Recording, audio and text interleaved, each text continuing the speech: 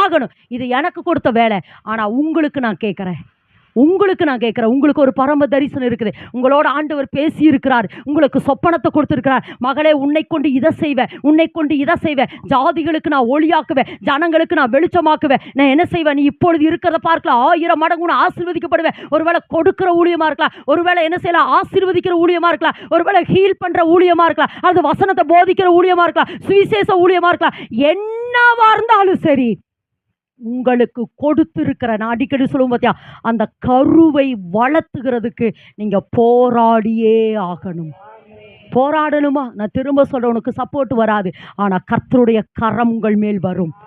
கர்த்தர் மேல் ஒருவேளை, அதாவது சின்ன சின்ன விஷயத்தை கர்த்தர் அப்படி பார்ப்பார். இப்போ நமக்கு ஒரு சின்ன இடத்த கொடுத்துருக்கிறாரு, இதில் நம்ம எப்படி கரெக்டாக பண்ணுறோமான்னு பார்த்து தான் கர்த்தர் நமக்கு பெரிய இடத்த தருவார். ஆமென் என்று சொல்லலாமா?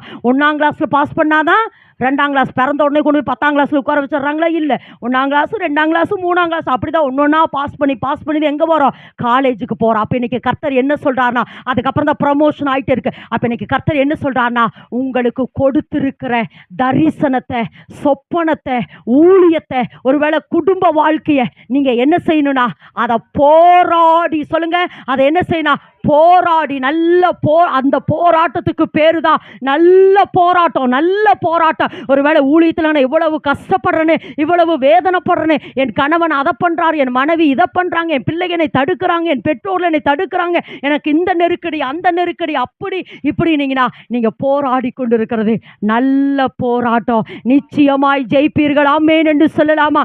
ஆமென் என்று